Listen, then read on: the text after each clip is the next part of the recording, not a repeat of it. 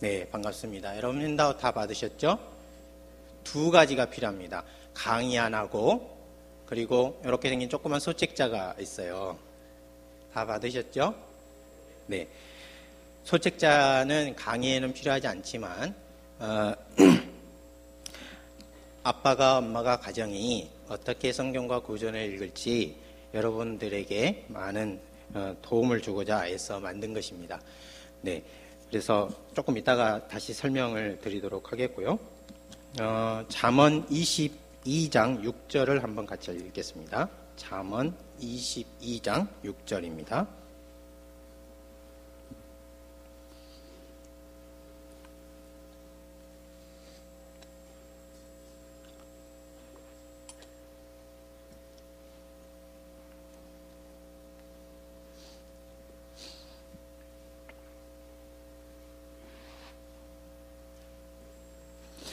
여러분 중에는 이 말씀을 좋아해서 암송하시는 분들도 있을 겁니다. 잠언 22장 6절 같이 읽어보겠습니다. 시작. 마땅히 행할 길을 아이에게 가르치라. 그리하면 늙어도 그것을 떠나지 아니하리라. 아멘.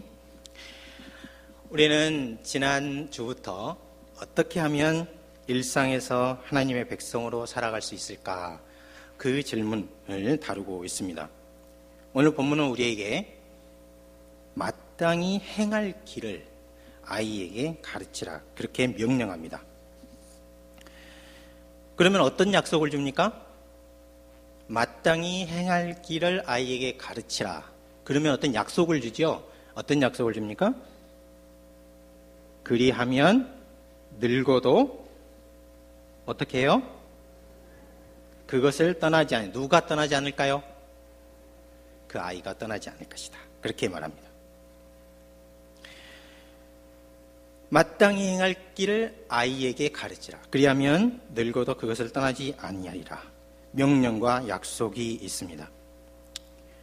그러면 누가 이 일을 해야 한다 이렇게 말할까요? 성경은 우리말 성경에 나와 있지 않지만 너라는 사람입니다.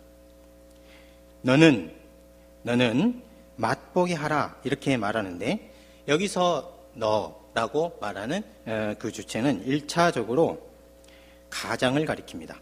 그러니까 이 명령은 누구에게 준 거예요?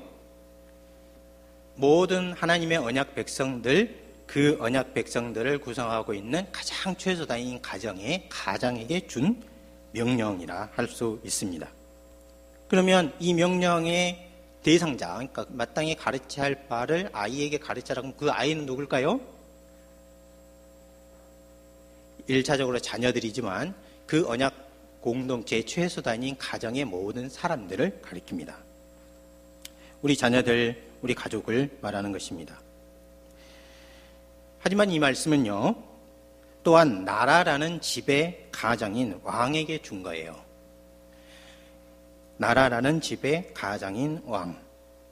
그러면 이 말씀 언약 공동체를 이끌어가는 왕이 하나님의 백성에게 무엇을 가르치라 그렇게 말합니까? 마땅히 행할 길을 가르치라. 그런 명령으로 볼 수 있는 거예요. 그러면 그 아이들은 누구를 말할까요? 언약 백성 모두를 말합니다. 그 왕의 다스림을 받는 그 나라 속에 있는 모든 사람들을 가리켜요. 언약 백성에게 관한 교훈이라 볼 수 있는 겁니다. 만일 저와 여러분이 이 말씀대로 산다면은 이 말씀은 1차적으로 가정에 그리고 더 넓게는 우리 교회와 사회와 국가에 적용될 수 있는 말입니다. 마땅히 행할 것 아이에게 가르치라. 그리하면 늙어도 그것을 떠나지 않으리라. 만일 이 말씀대로 우리가 산다면 여러분은 하나님의 일에 참여하게 될 것이고 또 더 나아가서 여러분의 자녀가 나라와 교회를 세우는 그런 보람있고 영광스러운 인생을 살게 될 것입니다. 이걸 염두에 두고 오늘 강좌에서는 세 가지를 살펴보는데요. 먼저 잠언 22장 6절에서 말하는 아버지의 가르침이 도대체 무엇인가 하는 것이고요. 두 번째는 여기서 출발해가지고 출발해가지고 지금 현대 사회를 잠깐 분석해 보겠어요. 현대 사회를 아버지 없는 사회라 그렇게 말하는데요. 그게 무슨 말인가 한번 생각해 보도록 하겠고요. 세 번째로는 일상에서 하나님 언약 백성으로 그리고 아버지 있는 사회를 만들어가기 위해서 우리 가장이 해야 할 역할이 무엇인가 살펴보도록 하겠습니다. 첫 번째 뭐 한다고요? 잠언 22장 6절을 좀 더 자세히 들여다보자 하는 것입니다. 아버지의 가르침입니다. 오늘 말씀에서 솔로몬은 가장이 무언가를 가르쳤는데 늙어도 그것을 떠나지 않으리라 그렇게 말했어요.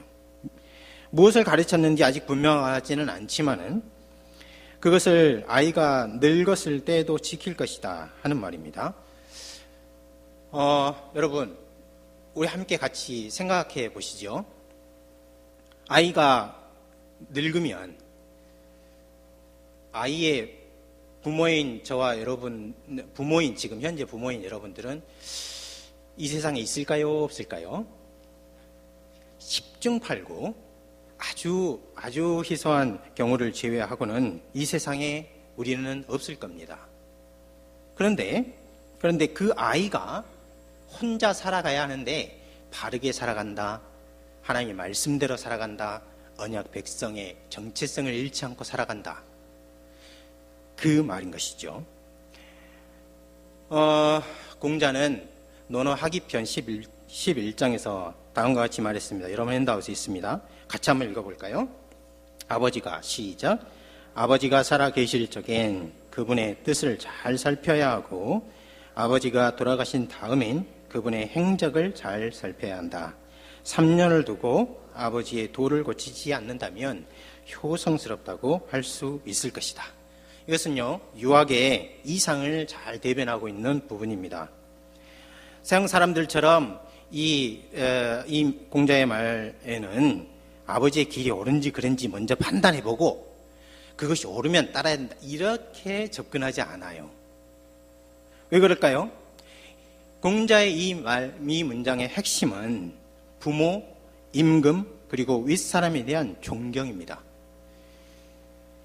그들을 존경하는 표시로 그들의 길을 그대로 지킨다 하는 것입니다. 그것이 옳든 그것이 옳지 않든 그와 상관없어요. 부모, 임금, 그리고 사회의 윗사람에 대한 존경심을 가지고 그들의 길을 고치지 않는다 하는 것이에요. 그런데 이에 반해서 오늘 본문은 우리가 그러한 판단을 할 필요조차 없는 내용을 말하고 있어요. 무엇입니까? 완전하고 거룩하신 하나님의 말씀으로부터 온 그 길을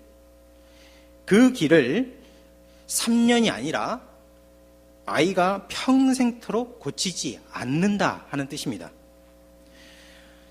그럼 다시 한번 같이 생각해 볼까요? 우리는 만일 이렇게 우리 자녀들이 하나님 말씀에 따라서 온전하게 따라간다, 평생 동안 따라간다, 우리가 죽고 난 후에라도 그렇게 살아간다, 부모로서의 기쁨이 있을까요? 없을까요? 위로가 될까요? 안 될까요? 됩니다. 큰 기쁨과 보람이 될 거예요. 저는 교육자입니다마는 교육자가 가장 절망할 때가 언제인지 여러분 혹시 짐작하세요? 가르침이 학생이나 피교육자에게 전혀 전달되지 않을 때입니다. 말을 했는데 알아듣지 못하거나 또는 알아들었다 해도 전혀 옳은 것을 택하지 않는 것을 볼 때 그때 밀려오는 절망감은 내가 지금 여기서 뭘 하고 있는가 하는 생각을 하게 해요. 그런데 오늘 부모가 하나님 말씀대로 가르쳤는데 부모가 살아있을 때뿐만 아니라 그 이후에 나는 더 이상 이 아이들에게 어떤 것도 해줄 수 없는 그 상황에도 아이가 하나님 앞에서 언약 백성으로 잘 살아간다. 그것은 큰 기쁨과 위로라 할 것입니다. 그런데 한번 더 생각해 볼까요? 나아가서 이 아이가 장성하고 그리고 또 가정을 이루고 그 자녀에게 부모가 가르친 것을 다시 가르친다. 그래서 그 부모에게서 받은 것을 전수해주고 그 아이의 아이가 그 후손이 계속해서 늙어도 그것을 떠나지 않는다. 그러면 어떨까요? 이것은 하나님에게 있어서 커다란 기쁨이 될 것입니다. 한 사람의 가장으로서 이보다 더 큰 보람은 없을 거예요. 네, 늙어도 그것을 떠나지 않으리라 그랬습니다. 그러면 무엇을 가르쳐야 하는가? 이제 잠언 22장 6절 초반절을 볼 텐데요. 무엇을 가르쳐야 한다? 그렇게 말합니까? 마땅히 행할 것을 그랬습니다. 마땅히 행할 길을 아이에게 가르치라. 제가요, 이 문장을 조금 더 문자적으로 번역을 해보겠습니다. 번역을 해보면 이렇습니다. 아이로 하여금 그 아이의 길을 따라 맛보게 하라. 한국 문장으로는 잘 안 되는데요. 다시 번역을 해볼게요. 아이로 하여금 그 아이의 길을 따라 맛보게 해주라. 이렇게 번역할 수 있어요. 여기서 우리가 먼저 살펴봐야 될 것은 아이의 길이 무엇을 뜻하는가 하는 것입니다. 길이라는 것은 원리나 방식을 의미합니다. 원리나 방식. 이것을 오늘 본문에 적용해보면 아이의 길이라는 것은 아이가 살아갈 삶의 원리, 아이가 살아갈 삶의 원칙, 아이가 살아갈 삶의 방식이다. 그렇게 해석할 수 있습니다. 그런데 본문은 단순히 아이가 어려서부터 노년에 이르기까지 곧 인생의 이렇게까지 삶의 원리와 방식을 가르치라 이렇게만 말하지 않고요. 그의 길을 따라 맛보게 해주라 그렇게 말하고 있어요. 구약학자 중에 델리치라는 사람이 있어요. 여러분 헌책방에 가시거든 델리치라는 이름으로 이제 우리 이름을 가진 사람이 쓴 책을 번역을 해놨어요. 구약 주석이 있는데요. 그것은요, 여러분이 돈이 없으면 옆에 있는 사람한테 빌려서 살 만한 가치가 있어요. 다른 책은 그렇게 사면 안 됩니다. 그러나 델리치하고 카일이 쓴 구약 주석은 그렇게 해도 괜찮습니다. 델리치라는 사람이 있는데 이 문구에 대해서 당시까지 알려진 해석을 소개하는데요. 소개하는 방식이 참 특이합니다. 이것이 아니다 이렇게 세 가지 아닌 것을 소개를 해요. 아이의 길을 따라 하는 말은 세 가지가 아닙니다. 여러분 핸드아웃에 있어요. 한번 같이 읽어볼까요? 첫 번째는 뭐가 아닙니까? 그 아이의 직업의 길, 곧 언젠가 그 아이가 갖게 될 직업에 맞추어 맛보게 해주라. 그런 말이 아니고, 두 번째, 뭐가 또 아닙니까? 그 아이가 평생도록 견지해야 할 길을 따라. 그것도 아니고, 세 번째는요, 그 아이의 개별적인 본성을 따라 라는 의미도 아니다. 그렇게 말해요. 말이 너무 어려워가지고 무슨 말인지 모르겠죠. 괜찮습니다. 괜찮아요. 세 가지가 아닌 거니까 이건 아닌 거예요. 이걸 버리고 긴 게 뭔지 한번 볼까요? 뭘 가르쳐야 되나? 그 아이 단계의 본성을 따라. 그러니까 아이가 발달 단계가 있는데 그 발달 단계의 본성을 따라 가르쳐야 한다. 그렇게 말합니다. 아이, 청소년, 그리고 젊은 청년들을 가르치는 방식은 어떻게 해야 된다? 각 단계에 맞춰서 이루어져야 된다 하는 것이죠. 이것은 계몽주의 교육 철학이 반영된 해석입니다. 델리치와 같이 꼭 해석하지 않는 사람도 있어요. 그 아이의 길을 따라 하는 말을 박윤선 목사님은 그 아이의 성질에 합당하게 라고 번역하고 아이들로 하여금 깨달을 수 있도록 가르치는 것. 그럼 무엇을 깨닫게 해줘야 되는가? 가르칠 내용은 종교적 윤리에 관한 교훈이다. 이렇게 주석을 했습니다.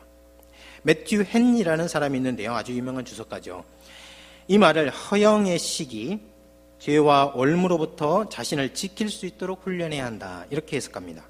그리고 그들이 갈 수도 있고 가도 좋은 길이 아닌 마땅히 가야 할 길, 그것을 훈육해야 한다. 그렇게 말합니다. 이것은 박윤선 목사님과 그리고 매튜 헨리의 경우는 분류하기 어려운 부분이 있지만, 함께 분류하기 어려운 부분이 있지만 크게 분류했을 때 경건주의 교육 철학이라 그렇게 볼 수 있습니다. 여기서 알 수 있는 것처럼 마땅히 행할 길을, 그 아이의 길을 따라 맛보게 해주라 하는 이 말을 해석할 때 각 주석가마다 그 당시 교육 철학 또는 개인의 교육관이 들어있다는 것을 알 수 있어요. 지금까지 했던 것은 이 말씀에 대한 여러 사람의 해석을 살펴봤습니다. 그러나 이 모든 해석에서 우선 제일 마지막 부분에 있는 맛보게 하다 하는 말과 잘 어울리지 않는다 하는 점이 지금까지 소개한 해석에 문제가 있습니다. 이것은 명사 문장인데요.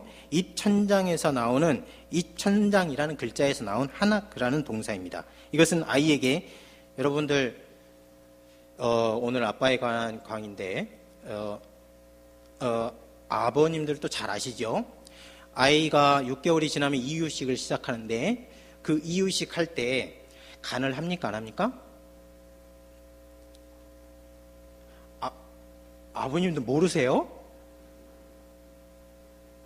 그러면 어머님들 그리고 여자 청년들에게 한번 물어볼게요. 6개월 지나면 이유식을 하는데 이유식 할 때 음식에 소금, 설탕, 간장 할 것 없이 간을 합니까 안 합니까? 안 합니다. 왜 안 하는가요? 간을 하면 그 음식의 본래 맛을 알 수 없어요. 그래서 간을 하지 않고 음식 순수하게, 예를 들면 브로콜리면 브로콜리, 쌀이면 쌀, 고기면 고기, 모든 음식의 순수한 맛을 아이에게 먼저 전해주려고 합니다. 이건 마찬가지예요. 오늘 여기서 맛보게 해주라 하는 말은요, 아이에게 이유식을 주어서 그 음식 맛을 알게 하는 엄마 행동을 연상하게 해요. 입천장에 그 음식을 대서 그 음식이 무엇이다. 이거는 쌀이야. 이거는 오이야. 이건 호박이야. 이렇게 해주는 것과 같은 그런 행동이라 하는 것입니다. 그러면 이것은 엄격한 훈련이나 종교윤리 전체를 어떤 사람에게 이렇게 주저하는 식으로 이렇게 한꺼번에 들이미는 것이 아니에요. 아이에게 마땅히 행할 길을 어떻게 했냐? 맛보게 해준다. 각 단계마다, 아이의 발달 단계마다 맛보게 해준다. 이 말을 종합적으로 해석해보면 하나님의 말씀, 하나님을 경외하는 길을 안내하되 어떤 식으로 안내하는가 하면 각 단계에 맞춰서 음식 맛을 보게 해주듯이 그렇게 해준다 하는 것입니다. 종합해 보겠습니다.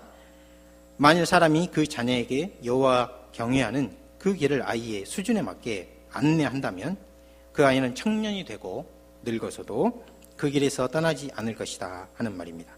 아이 단계에 맞춰서, 아이면 아이에게, 청소년이 됐으면 청소년에게, 그리고 젊은이가 되었을 청년이 됐으면 청년이 된 그 단계에 맞춰서 하나님을 경외하는 것이 어떤 것이며 언약 백성으로 살아가신 것이 어떤 것인지 맛보게 해주라 하는 것입니다. 잠언은 이것을 여호와를 경외하는 길, 여호와의 징계 속에 있는 뜻, 지식의 근본이라 그렇게 말합니다. 그리고 이 길을 일컬어서 즐거움의 길이요 평강의 길이라 이렇게 말하는 것이죠. 마땅히 행할 길을 아이에게 가르치라. 그러면 늙어도 그것을 떠나지 아니하리라. 성경은 자녀의 교육의 책임을 1차적으로 부모에게 있다. 그렇게 말합니다. 특별히 일상에서 하나님의 백성으로서 흠이 있고 고귀한 삶을 살아가도록 이끄는 책임이 아버지에게 있습니다. 여러분 중에 믿지 않는 남편을 가진 경우 이 일은 어머니 편에서 맡을 수밖에 없지요. 하나님은 여러분의 마음고생을 모두 다 알고 계십니다. 성경에 어머니 혼자, 아버지가 헬라인이기 때문에 어머니 혼자 양육을 맡았는데도 불구하고 초대교회에 없어서는 안 될 사람을 양육해낸 사람이 있습니다. 그 사람이 누굽니까? 디모데의 어머니예요. 디모데의 외할머니. 성경에 따르면 그렇습니다. 그의 외할머니, 어머니가 잘 양육하였기 때문에 그러한 사람이 되었다. 그렇게 말해요. 여러분 중에 부모님이 다 믿지 않고 본인이 믿음의 첫 세대인 경우 지금부터 좋은 가정을 꿈꾸세요. 신앙과 신앙 인격의 결핍이 많은 것을 여러분 스스로가 느끼고 계실 겁니다. 그러나 기억해 주십시오. 하나님은 여러분의 아버지가 되어주시겠다고 여러분이 믿을 때 약속을 해주셨어요. 성경이 여러분의 인생을 지도할 것입니다. 1차적인 책임이 누구에게 있는가?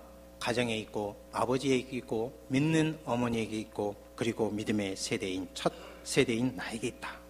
이것을 말씀드렸습니다. 아이에게 하나님을 경외하는 도의 맛을 안내한 후에는 각 발달 단계에 맞춰서 적극적인 훈련이 필요한데요. 잠언 13장과 19절에 이렇게 말하고 있습니다. 13장 24절 한번 같이 읽어볼까요? 시작. 초달을 참아 못하는 자는 그 자식을 미워함이라. 자식을 사랑하는 자는 근실히 징계하느니라. 요즘에는 초달을 함부로 해서는 엄마 아빠도 경찰서에 신고되는 그런 험악한 세월을 살고 있지요. 그러나 성경은 입장이 분명합니다. 분명해요. 만일 자녀를 사랑하고 그 자식을 미워하지 않는 부모는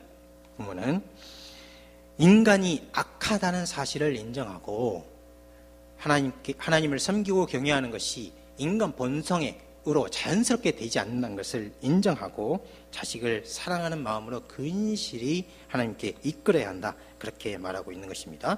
잠언 19장 18절 한번 같이 읽어보겠어요. 시작. 내가 내 아들에게 소망이 있은즉 경계하고 징계하고 죽일 마음은 두지 말지니라. 이거는 너무나 하나님이 사람을 잘 아는 거예요. 소망이 있은즉 그를 징계하되 마음을 어떻게 하라는 겁니까? 죽일 마음은 두지 말지니라. 사랑하는 마음으로 어떻게 하라? 징계하라. 사실 이 마음을 잘 이렇게 유지하는 것이 부모로서 이렇게 교육자로서 상당히 어려운 것을 알 수 있어요. 진정으로 사랑하지 않으면 꾸지람을 할 수 없는 거죠. 꾸지람을 한 부모는 늘 마음이 아파요. 자녀들보다. 그러나 꾸지람을 해야 합니다. 그러나 그 아이를 위하고 그 아이를 살리는 일을 생각해내야 하는 것이죠. 여기서 말하는 마땅히 행할 바를 가르치는 것, 초달, 그리고 근실히 경계하는 것, 그것이 무엇입니까? 신약은 이것을 자녀를 노엽게 하지 않고 주의 교양과 훈계로 가르치는 일, 그렇게 말합니다. 아버지가 이렇게 할 수 있으려면요, 잠시 이제 쉬어가는 시간을 갖겠어요. 아버지가 이렇게 할 수 있으려면은 이 말씀을 주님의 교양과 훈계를 담을 그릇을 만들어야 돼요. 그릇. 이 그릇을 만드는 첫 걸음이 무엇인가? 그릇이 없다는 사실을 인정해야 됩니다. 무엇인가 하면요, 우리 사회가 아버지가 없는 사회라는 사실을 먼저 인식하는 그게 첫 걸음입니다. 두 번째로는 가족과 시간, 그리고 가족과 대화를 나누는 시간을 회복해야 해요. 앞에 것을 내적인 틀이란다면 뒤에 것을 외적인 틀이라, 그렇게 말할 수 있습니다. 두 번째로 아버지 없는 사회로 가보겠습니다. 여러분, 아버지 없는 사회라는 말 들어보셨어요? 여러분, 아버지이신 분 손 들어보세요. 아버지 이렇게 많은데 왜 아버지가 없다고 그럴까요? 오늘날 우리가 사는 사회를 아버지가 없는 사회, 처음으로 이 말을 썼던 패던이라는 사람이 있었습니다. 이 사람이 처음 사용하고 난 다음에 후에 이제 정신분석학자인 미셸 리시라는 독일 사람이 아버지 없는 사회라는 책을 썼어요. 아버지 없는 사회. 독일말은 Die Vaterlose Gesellschaft 이렇게 말하는데요. 아버지가 없었어요. 1919년에 이 말을 했으니까 1차 세계대전 바로 직후입니다. 그러니까 2차 세계대전이 있는 그런 시대예요. 실제로 독일과 유럽 사회에 아버지들이 많이 없었죠. 그래서 독일을 그리고 유럽을 재건하는데 여성들의 힘이 많이 사용되었어요. 그러나 이것은 실제로 물리적으로 아버지가 있다 없다를 가리키는 용어라기보다는 아버지로 대변되는 법, 질서, 권위를 잃어버린 사회를 의미했습니다. 미셸리는 아버지와 자식 관계 위기에 대해서 이렇게 썼는데요. 자녀 입장에서 자기 아버지가 낮에 그리고 1년 12달 무슨 일을 하는지 직접 눈으로 보지 못하면 영혼에 구멍이 생기고 그 구멍은 아버지와 아버지 일은 사악하다고 속삭이는 악마들로 채워진다. 이는 아버지가 사악해서가 아니라 아버지가 멀리 있는 탓에 생긴 일이다. 그렇게 말해요. 이게 1919년에 그리고 미셸리가 책을 쓴 그 어간에 이루어진 일인데요. 우리가 잠시 멈춰서 우리 사회를 이제 돌아보면 어떤 의미에서 우리 가정, 학교 어디에도 아빠가 없어요. 대부분 초등학교에도 극히 일부 학교를 제외하고는 남자 선생님이 없거나 한두 명에 불과합니다. 가정에서 아빠는 실제적인 의미에서 없어요. 새벽에 일하러 나가서 저녁 늦게까지 오지 않습니다. 혹 요즘 여러 회사에서 유한 김벨리나 또는 여러 대기업에서 수요일 같은 때 아니면은 저녁 시간을 이제 가족과 보내게 하기 위해서 여러 가지 조치를 합니다. 경제적으로도 가정을 살리는 것이 더 이익이 된다 하는 판단 때문에 회사들이 앞다투어서 저녁이 있는 사회를 만들어 가려고 하고 있습니다. 그런데 외적으로 그렇게 만들어 줘봐야 아무 효과가 나타나지 않고 있습니다. 어째서 그런지 아십니까? 아버지들이 시간이 주어지면 운동하러 가고 그리고 술자리 만들어서 술 마시는데 바쁘기 때문에 그렇습니다. 그래서 우리와 세계 대부분, 우리나라만 그런 것이 아니에요. 세계 대부분이 이 사회에 남성상이 부재한 상태로 살아가고 있습니다. 아버지들은 생각해요. 지난 50년부터 시작해서 90년대까지 이 성장 시대에 사고 그대로 생각해요. 바쁘고 먹고 살기도 어렵다. 돈 벌어 주었으면 되었지 무엇을 더 한단 말인가. 이렇게 생각합니다. 이렇게 생각하면서 자신들은 일을 다 했다. 그렇게 말해요. 그런데 아버지가 이렇게 말하고 있는 동안 우리 자녀들은 아빠 없는 가정에서 생활하고요. 우리 사회와 국가 세계는 아버지가 없는 사회가 되어가고 있는 거예요. 이렇게 아버지가 없는 사회가 된 지 거의 100년이 되어가고 있습니다. 여러 책을 제가 읽어보니까 아버지에 대해서 외부에서 아버지를 보는 시각, 그것이 무엇인지 나오는데요. 아주 공통적이에요. 공통적으로 우리 자녀들이 기억하고 있는 아빠 모습, 이게 무엇인가? 어떤 모습일 것 같습니까, 여러분? 제가 읽어볼게요. TV를 켜놓고 소파에 누워있는 사람, 늘 자고 있는 사람, 화 잘 내는 사람. 제가 다시 한번 읽어볼게요. TV 켜놓고 소파에 누워있는 사람, 그게 아빠예요. 늘 자고 있는 사람. 그러니까 아빠가 너무 피곤하니까 늘 자고 있잖아요. 아빠 놀아줘. 2번 하면요 소리 지릅니다. 그래서 화 잘 내는 사람.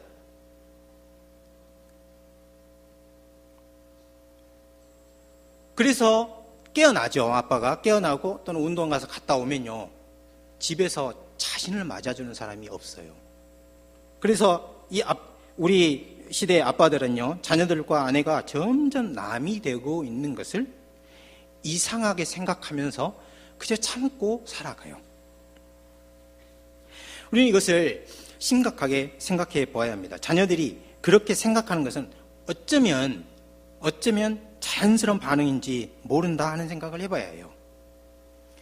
어머니와 자녀와의 관계는 아버지와 자녀들과의 관계와 같지 않습니다. 자녀들은 어머니 뱃속에 10달이나 있다가 태어나고요. 그리고 좋든 싫든 많은 시간을 같이 보내요. 요즘은 맞벌이 부부가 되어서 어머니와도 많은 시간을 보내지 못하는데요. 독일같이 이제 선진국 이제 복지가 개발이 돼 있고 국력을 생각하는 나라에서는 자녀와 엄마가 떨어지더라도 심리적으로나 아이 발달에 영향이 가지 않는 그 시간을 여러 연구팀을 구성해서 조사를 해요. 그래서 제가 나오기 전에는 3년에서 2년으로 바뀌었지만 그 전에는 3년 동안은 육아휴직을 과학적인 연구 결과에 따라서 줍니다. 그래서 70%의 월급을 주고, 그리고 엄마들은 어떤 직장을 갔든지 3년을 육아휴직을 신청할 수 있었습니다. 제가 귀국하기 바로 직전에는 그것이요 2년으로 떨어져서 2년만 같이 엄마하고 있으면 아이에게 다가오는 심리적인 손해는 이제 발견되지 않는다 했거든요. 그런데 실제로 조사를 해보면 실제 상황에 들어가 보면 2년이 됐을 때 심리적인 손해, 그 상실감을 갖는 아이들이 실제로 더 많습니다. 이것은 무엇을 말해줍니까? 엄마와 아이들이 많은 시간을 가도 정서적인 안정을 갖고요. 아빠와 많은 시간을 보낼수록 정서적인 안정감을 갖고 있다는 것을 나타냅니다. 그런데요, 중요한 것은 우리 사회에서는 그나마 엄마는 자녀들과 태어날 때부터 많은 시간을 가져요. 그런데 아빠는요, 그렇지가 않아요. 아빠는 처음부터 남이에요. 처음부터.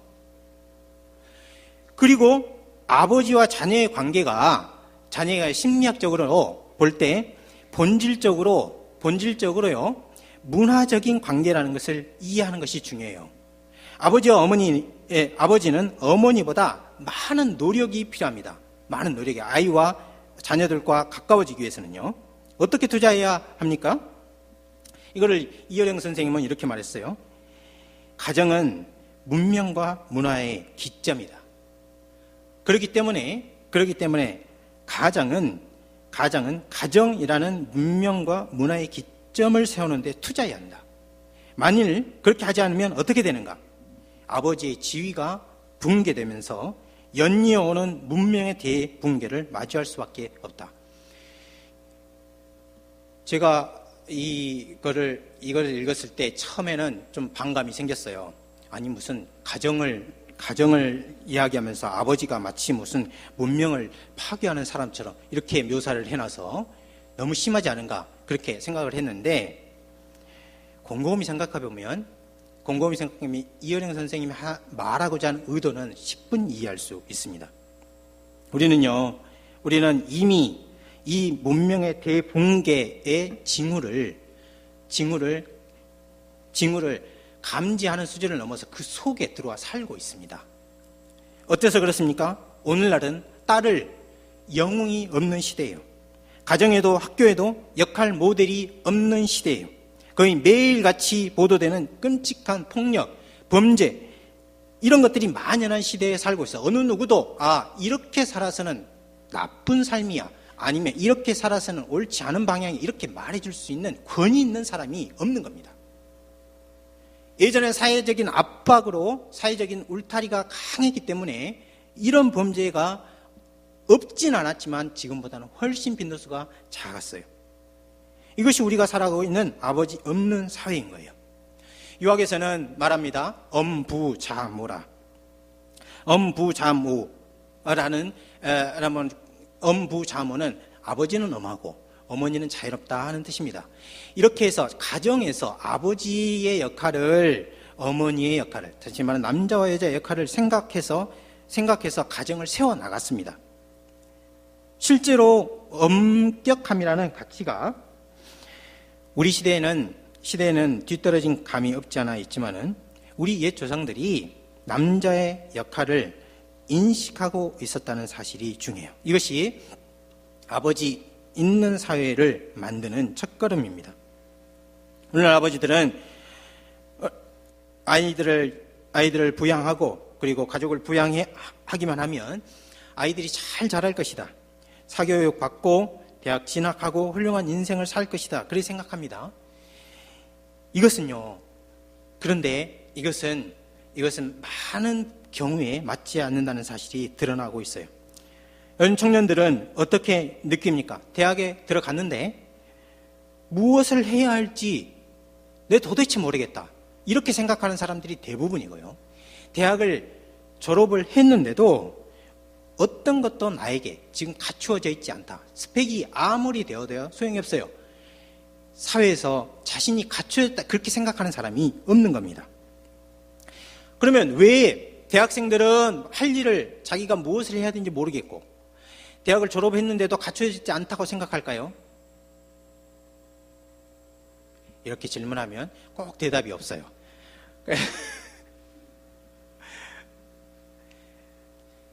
이건 정답은 아니지만요. 이럴 수 있습니다.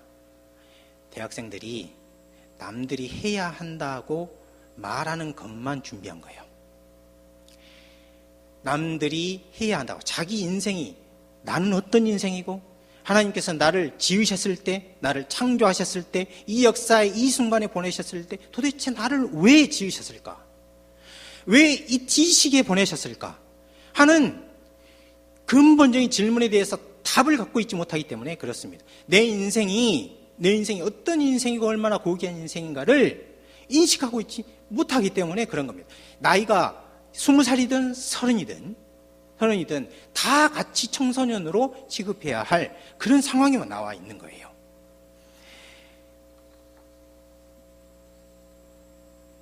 오늘날 아버지들은 이 역할을 할 수 있는 여러 기회를 우리가 맡고 있고, 그리고 우리 자녀들이 장기적인 인생 목적과 그리고 역할 모델을 발견할 수 있도록 해줄 수 있는 여러 기회를 잡고 있습니다. 만일 그렇지 않고 아까 말한 것처럼 사교육에 대학 진학하고 훌륭한 삶을 살까 이렇게 막연히 생각하는 것은 실제적인 현실과도 맞지 않고 그것을 다시 신앙적인 눈으로 보면 어떻게 봤을 때 이것은 돈의 힘을 믿는 그런 숭배 행위입니다. 그런 점에서 우리는 여기서 빨리 돌이켜야 하고요. 그리고 우리 아이들이 우리의 외적인 조건만 갖춰주면 훌륭하게 자랄 것이다. 이것은요, 실제로 사람을 잘 이해하지 못한 거예요. 실제로 사람은 그렇게 선하지가 않아요. 사람은 부패할 대로 부패에 있어서 가만두면 악으로 가지, 가만두면 선한 곳으로 가지 않고, 가만두면 하나님 언약 백성으로 잘 세워갈 수 있는 가능성이 점점점 희박해집니다. 가장이 마땅히 행할 것을 가르치지 않고 엄마에게 모든 것을 맡기는 것이 오늘날 현실인데요. 이것은 여성분들이 제가 이 말 할 때 기분 나빠하지 마시고 이해하셔요. 제가 여성 차별이나 아니면 어떤 다른 뜻으로 하는 것이 아닙니다. 이것은 남성의 역할에 대해서 이야기하려고 하는 거예요. 아까 말한 것처럼 마땅히 가르치지 않고 엄마에게 모든 걸 맡기는데요. 이때 이것은 다시 말하면 엄하게 학습해야 할 때, 엄하게 인성교육을 해야 할 때, 엄하게 신앙교육을 해야 할 때 그 일을 엄마에게 맡기는 때 이것은 엄마의 힘 밖에 있는 일일 수 있어요. 왜 그런지 아십니까? 엄마를 아이들이 어떻게 느끼는가, 아빠를 아이들이 어떻게 느끼는가 하는 것을 비교해보면 알 수 있습니다. 아이들은요, 엄마가 아무리 강하고 아무리 원칙대로 한다 해도 엄마를 기본적으로 편안하게 느낍니다. 그런데 아빠는 그렇지가 않아요. 그런데 편하게 느끼는 이 엄마에게 엄마가 갑자기 엄하게 학습 지도를 하려고 그러고 엄하게 인성 지도를 하려고 그러고 그리고 신앙교육을 하려고 하면 아이들은 엄마의 태도가 변했네 이렇게 생각합니다. 그러니까 가정에서 합의를 해서 엄마가 교육을 맡기로 한 그 첫 번째 좋은 의도가 처음부터 실현이 되지 않을 조건을 마련하고 있는 것이죠. 이 일을 누가 해야 됩니까? 아빠가 해야 돼요. 아빠가 엄하게 해야 될 일을, 해야 할 학습을, 해야 할 인성을 그리고 어떻게 예의를 바르게 살아가야 하는지 가르쳐야 하는 거예요. 여러분, 교회 올 때 우리는 우리 자녀들이 주일 옷이라는 개념을 가르칠 필요가 있어요.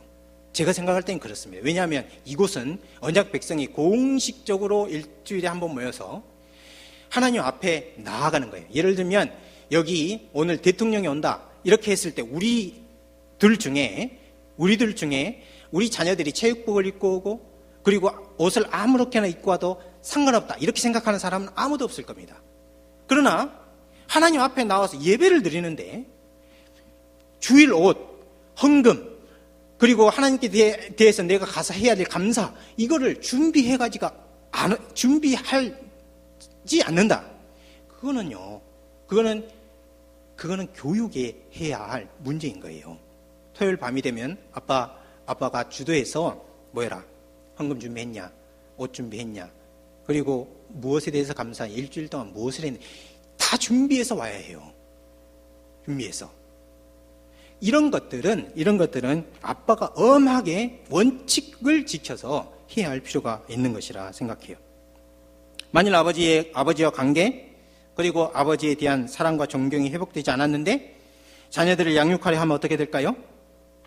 성경에 이렇게 말합니다. 자녀들이 노여워한다.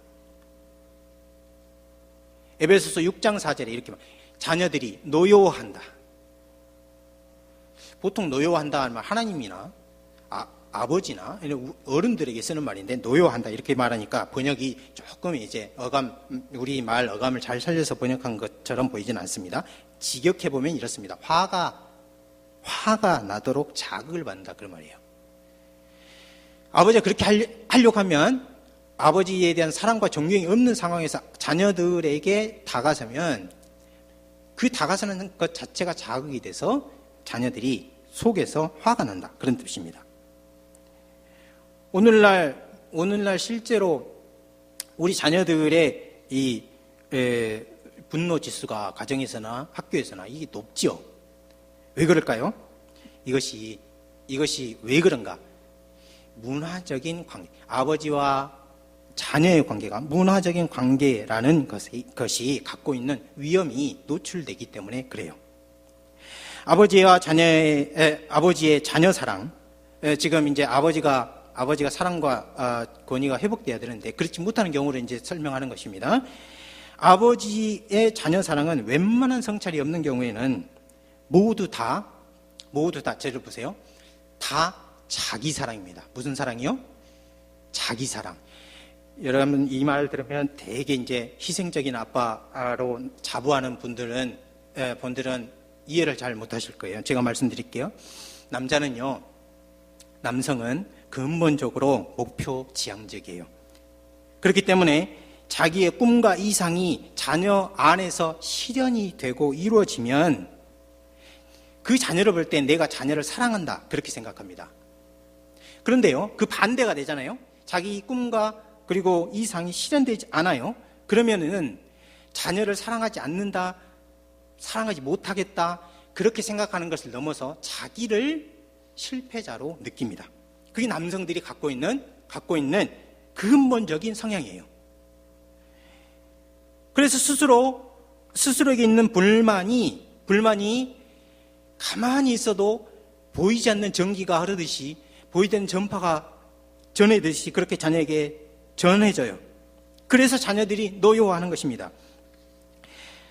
왜 그런가요? 부모의 욕심, 특별히 아버지의 욕심이 자신들의 삶의 기준이 되어야 한다. 그렇게 자녀들은 느끼고 있기 때문에 그래요. 이것은 어떻게 보면요, 이거는 객관적으로 봤을 때 그 인격에 대한 억압이에요.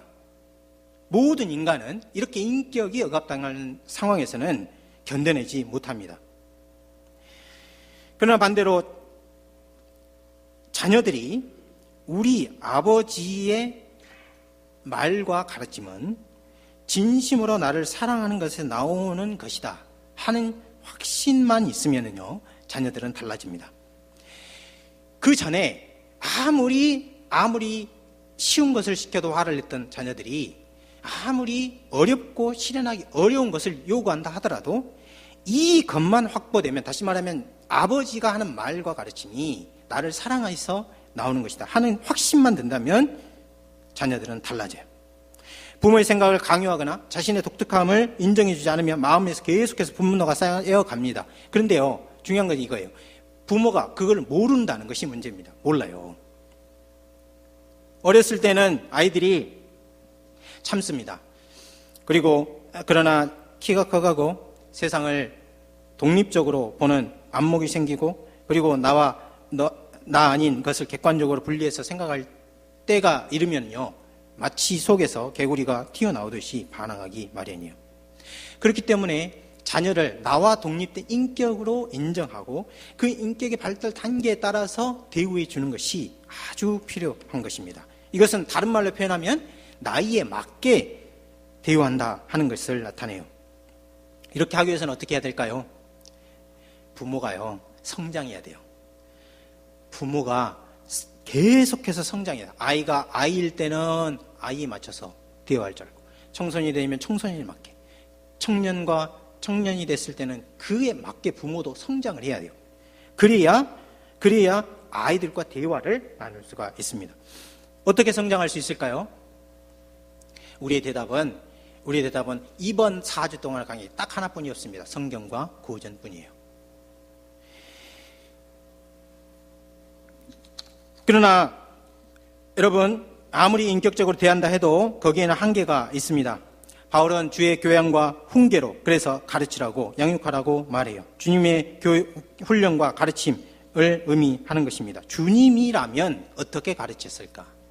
주님이라면 지금 나를, 신앙의 한 사람의 아이와 같은 나를 우리 주님은 어떻게 하나님의 백성으로 장성하고 성장하게 하고 있는가, 이것을 자녀들에게 그대로 연장해서 자녀 교육에 적용하는 것, 그것이 주님의 교훈과 훈계로 가르치는 것을 가르칩니다. 이렇게 할 때에야 나이에 맞게 대우할 수 있고 주님 훈련하신 것 같이 그렇게 할 수 있습니다. 어떻게 하면 나는 이거를 적용할 수 있을까? 여러분, 이번 4주 동안에 우리가 할 수 있는 대답은 단 한 가지뿐이라고 했죠. 성경과 고전으로 다시 돌아오는 것입니다. 우리가 성경과 고전을 읽는 거예요. 성경을 함께 읽고 성경의 명령을 나 자신부터 실천하고, 가정부터 실천하고, 성경의 위로를 함께 받는 일을 아이에게 보여줘야 합니다. 그러면 그것 자체로 마땅히 행할 일을 아이에게 가르치는 일이 될 것입니다. 아이들은 하나님을 경외할 뿐만 아니라 아버지를 존경할 거예요. 지금까지 아버지 없는 사회를 했는데 지금 저에게 주어진 게 20분밖에 없습니다. 그래서 좀 빨리 나가야 될 세 번째 부분입니다. 아버지가 있는 사회를 실현하기 위해서 어떻게 해야 할까요? 이 말을 들으면은 여러분 중에는 아버지 되신 분들 속으로 질문할 겁니다. 우리가 구체적으로 어떻게 할 수 있단 말인가? 첫 번째로 해야 될 일, 무엇보다도 해야 될 일, 그것은 가족 시간을 마련하는 것입니다. 여러분들, 그리고 자녀들을 하나님의 언약을 함께 상속할 하나님의 백성으로 인식하고 자녀 양육에 나서야 합니다. 저는 여기서 가족 시간을 마련한 여러 나라 각계 계층의 예를 소개하려고 합니다.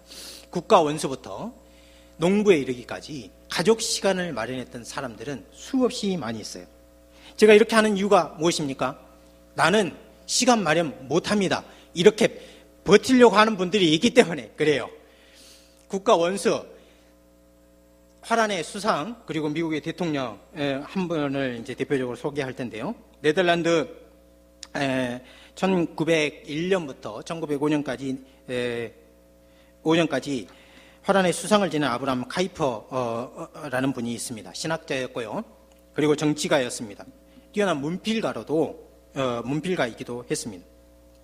그런데 카이퍼 박사님은 무슨 일이 있어도 저녁 식사는 가족과 함께 했습니다.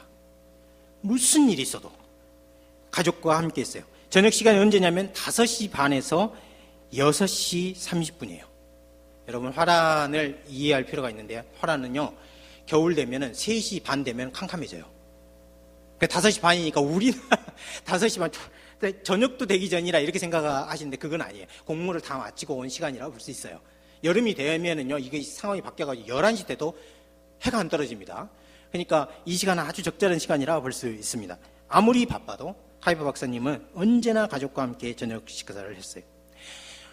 오바마 대통령, 여러분 잘 아시죠? 오바마 대통령의 경우는 저녁 시간이 7시 30분이었어요. 저녁 먹는 시간인데 저녁 식사만은 오바마 대통령 같은 경우도 항상 가족과 함께 했어요. 상원 의원이 된 때가 있었는데요. 그때 당시에 오바마 대통령이 시카고에 살았었는데 워싱턴까지 비행기로 1시간 반 거리입니다. 그런데요, 저녁 시간 7시 반을 지키기 위해서 오바마 대통령이 상원을 하는 기간 동안 비행기로 1시간 반 거리를 매일 출퇴근했습니다. 매일 출퇴근. 대통령이 된 후에도 이것을 부단한 노력을 통해서 지켜나갔어요. 이것은 물론 미셸 오바마의 강력한 의지이기도 했어요. 가족과 함께 보내는 시간이 없는 아빠는 집안에서 설 자리가 없다 하는 것을 알았기 때문에 그런 거예요. 그래서 사람들은 아니 대통령이 7시 반만 되면 강요회의 하다 말고 그런 일은 없었겠죠. 강요회의 하다 말고 집에 가다 이렇게 생각을 한 거죠. 그래서 대통령 의식이 부족하다 비난하기도 했습니다.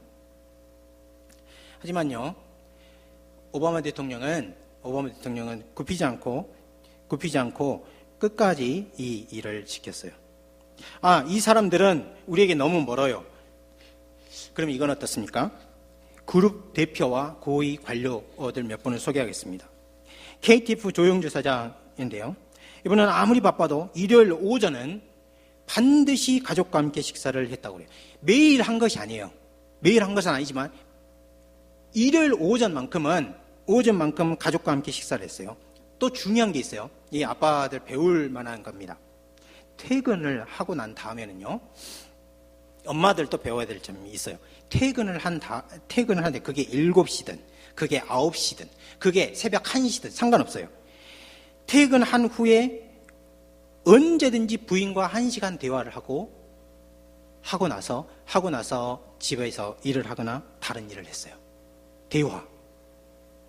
그렇게 해서 가정을 지켜나갔습니다. 전 KG 코리아 사장이었고, 그리고 현재 CJ 대표이사 부회장이 된 전채욱 사장님, 바쁜 일정으로 어느 한날도 정기적으로 가족과 시간을 보내기가 어려웠습니다.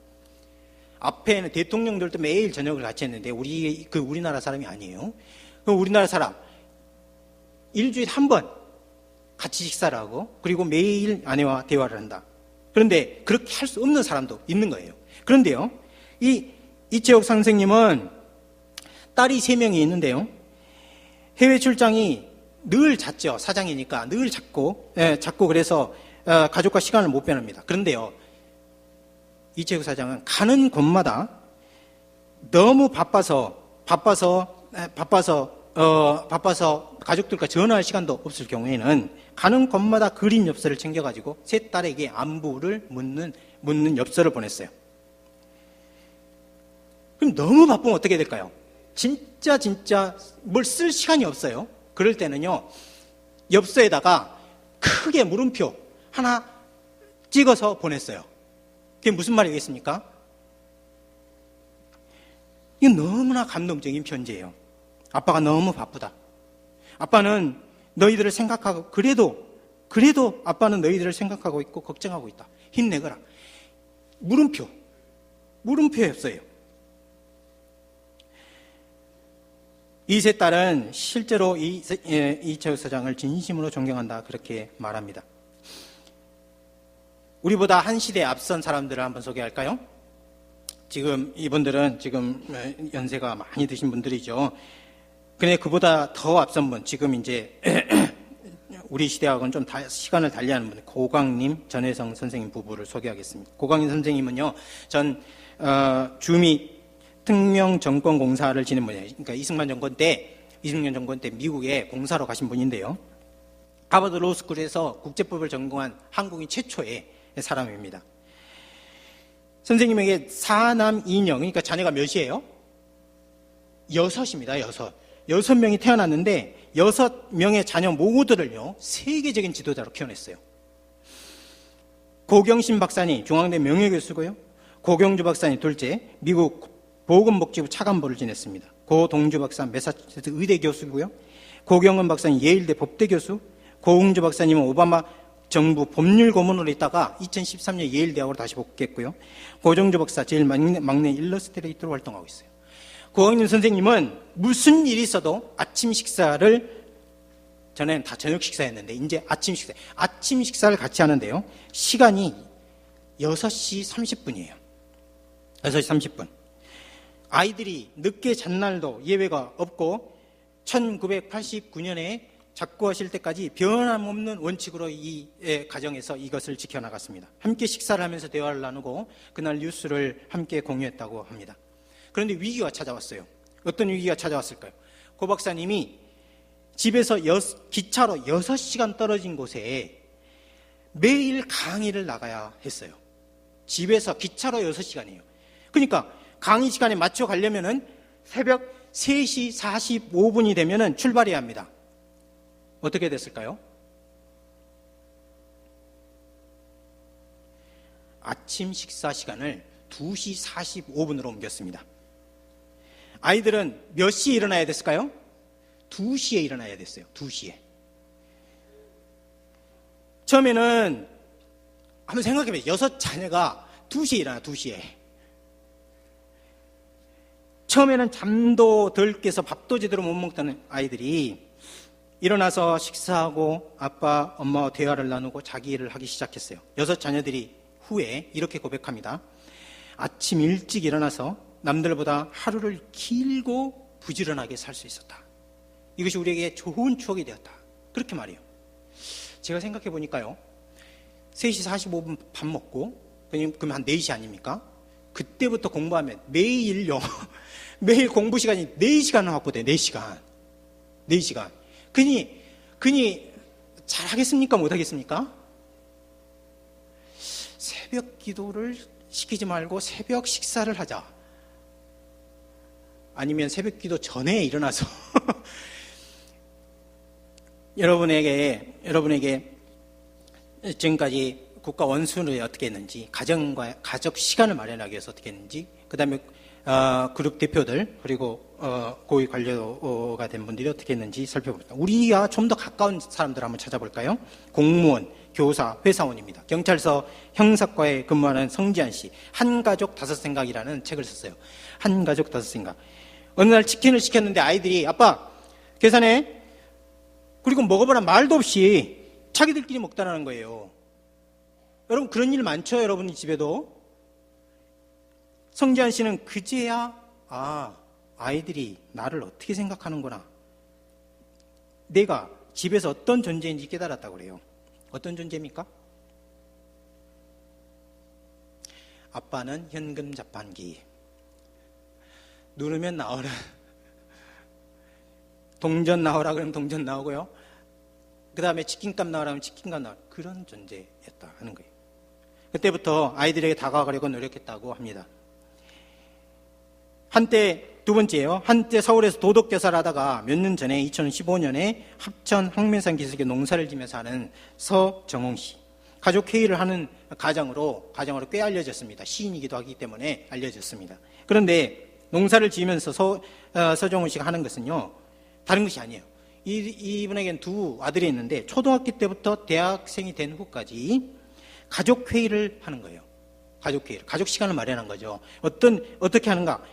아주 간단해요. 분위기 있게 시인답게 둥근 책상에 둘러앉아가지고 촛불을 켜놓고 어떤 이벤트를 열거나 생일잔치를 하거나 동화를 읽거나 시를 읽어주기도 하고요. 아니면 그도저도 어떤 행사가 없으면 그냥 대화를 나누는 거예요. 여러분 중에 사춘기 자녀를 가진 부모님들 계시지요? 김계열 씨. 언제부턴가 딸들과 말이 통하지 않는다는 것을 알고요. 고민이 됐습니다. 그래서 수소문 끝에 아버지 학교를 소개받아 갔어요. 아버지 학교라는 것이 요즘에 있죠. 주로 이제 토요일 날 하는데요. 아버지 학교를 소개받아 갔는데 첫날 숙제가 뭐였을까요? 첫날 숙제. 아내와 자녀를 끼워 안아주기. 어떻게 되었을까요? 으악! 잘 아실 거예요. 다 기겁해서 도망가요. 다 기겁해서. 너무나 낯선 거예요. 너무나 낯선. 하지만 꾸준히 노력했는데요. 아버지가 조금만 노력하니까 그 노력 자체가 아이들을 감동시키고요. 언제부터인가 집안에 들어가기만 자기 주변에 가족들이 모이더라는 겁니다. 나는 안 될걸요? 여러분들 이렇게 생각하시죠? 나는 안 될걸요? 그럴 리 있습니까? 그럴 리 있습니까? 아내와 자녀들이 아버지의 생각 속에 자신들이 있다는 사실만으로도 말은 하지 않지만 이미 감동을 받습니다. 사람 사는 것이 뭐 많이 있는 것 같지만 별거 아닙니다. 여러분 50이 넘어서요. 여러분 이런 말을 요즘 50대 가장들이 많이 듣고 살아요. 50이 넘어서 아내가 속으로 또는 대놓고 무슨 말을 가장 많이 하는지 아세요? 내가 원하는 것이 뭔지 알아? 당신이 가만히 있는 거야. 당신이 그냥 가만히 있는 거야. 이 말을 가장 많이 듣고 살아요. 이런 말을 듣고 사시겠습니까? 아니면 하루 30분을 내어서 가장의 자리 찾고 마땅히 할 것을 가르치고 또 하나님의 언약 백성으로서 어떻게 살아가야 할지 지도하고 그렇게 하는 고귀한 직분을 이루시겠습니까? 우리가 이 세상에 저 사람은 시간이 없을 거야 하고 생각하는 사람들도 모두 시간을 냈어요. 길이 없으면 찾아야 합니다. 찾아야 해요. 그러면 찾는 노력 그 한 걸음에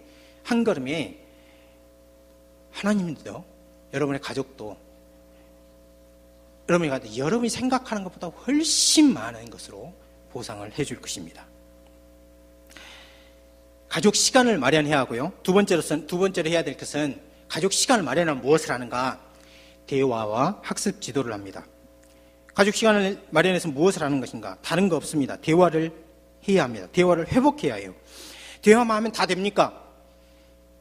다 되진 않아도요. 여러분 자신과 아이들, 가족 간의 관계에 커다란 변화가 있을 겁니다. 대화 자체로 의미가 있어요. 여러분들 한번 싸우고 어떤 식으로든지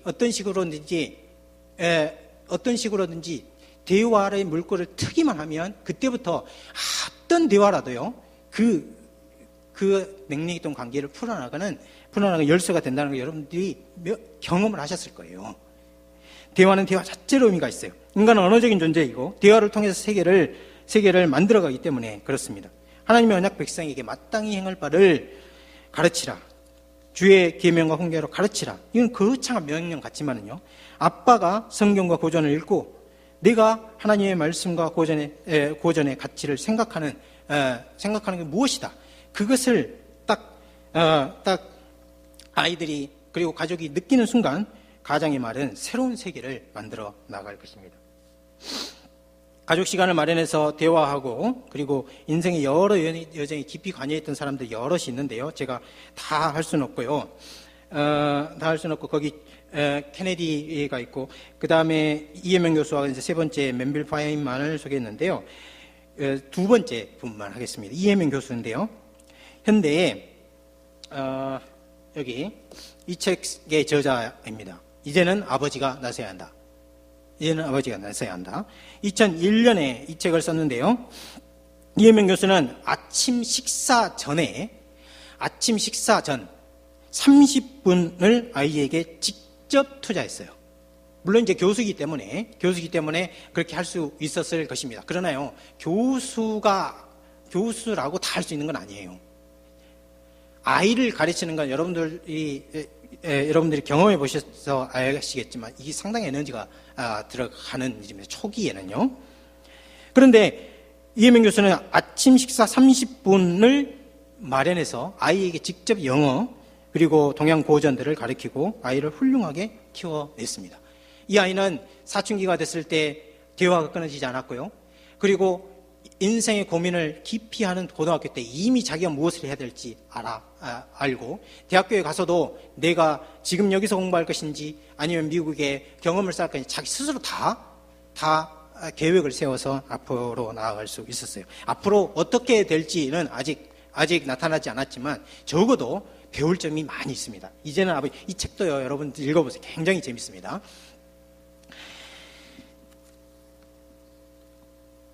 시간이 없는데요. 마지막으로 우리 아버지들은 마무리하겠습니다. 우리 아버지들은 거창한 것을 주려 합니다. 하지만 우리가 거창한 것을 줄 수도 없고요. 그것이 또한 우리가 생각하는 거창한 것이 전부가 아닙니다.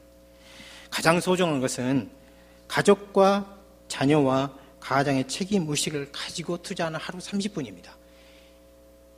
그리고 그렇게 짧은 시간으로 무엇을 할 수 있을까? 그렇게 생각할 수 있고, 또 하루 30분만 투자하면 됩니까? 그렇게 질문할 수 있는데요.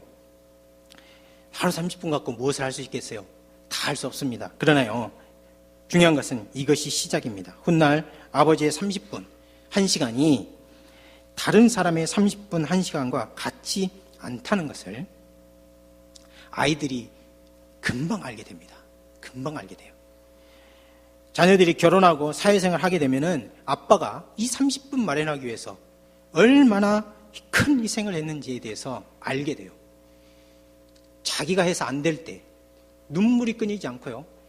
그리고 아버지가 했던 것이 본이 돼가지고 자기도 하고 손자도 하고 그 손자도 하고 계속해서 잠언 22장 6절 말씀과 같이 마땅히 행할 것을 아이에게 가르치라. 그리하면 그가 늙어도 그것을 떠나지 않을 것이다.